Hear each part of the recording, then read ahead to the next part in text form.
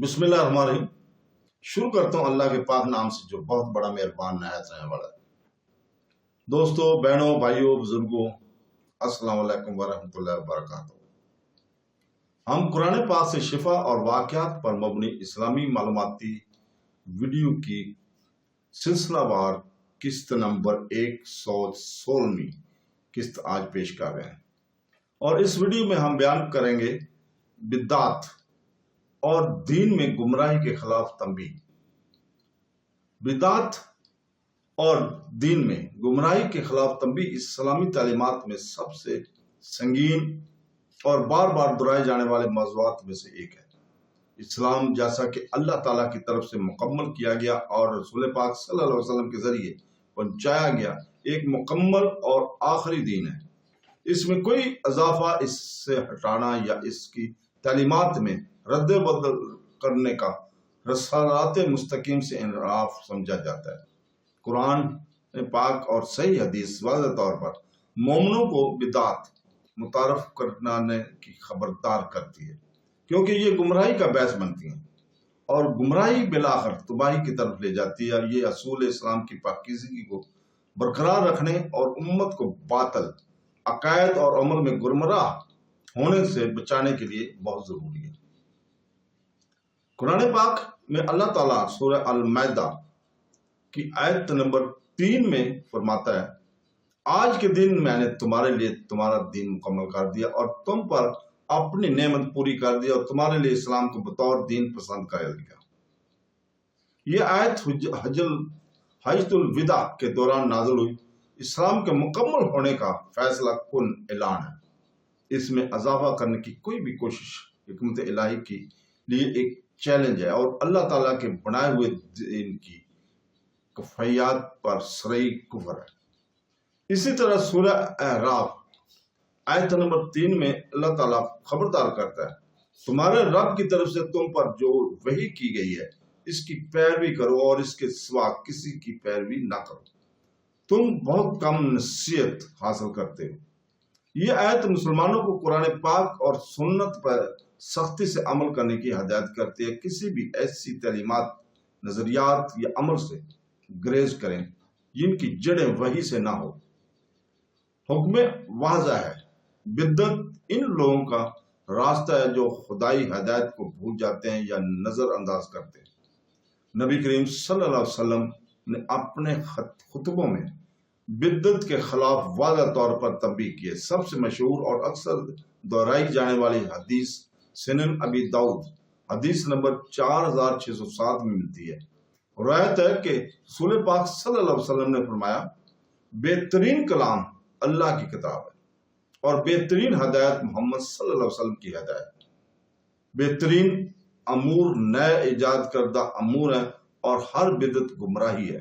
یہ طاقتور بیان جو اکثر خطابات میں پڑھا جاتا ہے، تشریح کی کوئی گنجائش نہیں چھوڑتا۔ دین میں کوئی بھی ایسا نیا عمل جو سنت نبوی کا حصہ نہ ہو، غلطی اور گمراہی ہے۔ ایک اور تنقیدی حدیث صحیح مسلم حدیث نمبر 867 میں درج ہے، جہاں رسول پاک صلی اللہ علیہ وسلم نے فرمایا، جس نے ہمارے یعنی اسلام کے اس معاملے میں ایسی چیز متعارف کرائی جو اس کا حصہ نہیں ہے تو وہ مردود ہے۔ یہ حدیث جسے رد کی حدیث سے الرد کہا جاتا ہے، اسلامی فقہ میں ایک بنیادی اصول کے طور پر کام کرتی ہے۔ اس کا مطلب یہ ہے کہ بدعت خواہ کتنی ہی نیک نیت سے کیوں نہ ہو، اگر رسول پاک صلی اللہ علیہ وسلم اور صحابہ کرام نے اس پر عمل نہ کیا ہو تو اللہ تعالیٰ اسے قبول نہیں کرے گا۔ بدعت کی سنگینی اس کی فریب کاری میں پینا ہے۔ اکثر نیک نیتی یا تقوی میں اضافے کی آڑ میں بدعت متعارف کرائی جاتی ہے، لیکن وہ اسلام کے جوہر کو بدل دیتی ہے۔ یہ لوگوں کو رسول پاک صلی اللہ علیہ وسلم کی مستند تعلیمات سے دور کر دیتا اور فرقہ واریت، توہم پرستی اور تقسیم کا دروازہ کھولتا ہے۔ رسول پاک صلی اللہ علیہ وسلم نے اس خطرے سے پہلے ہی امت کو خبردار کر دیا تھا۔ جامعہ ترمذی حدیث نمبر 2676 میں ہے کہ رسول پاک صلی اللہ علیہ وسلم نے فرمایا، میری امت 73 فرقوں میں بٹ جائے گی ایک کے علاوہ سب جہنم میں جائیں گے۔ صحابہ نے عرض کیا یا رسول اللہ وہ کون ہے؟ ان کے جواب میں دیا وہ لوگ جس پر آج میں اور میرے ساتھی ہیں۔ یہ حدیث رسول پاک صلی اللہ علیہ وسلم اور آپ کے صحابہ کی اصل تعلیمات پر قائم رہنے کی اہمیت کو واضح کرتی ہے، اور کوئی بھی انحراف خواہ کتنا ہی معمولی کیوں نہ ہو کسی گروہ یا فرد کو بچانے کے لیے راستے سے ہٹا سکتا ہے۔ تو دوستو، بدعت کی خطرات کو بھی ابتدائی علماء نے دور کیا ہے۔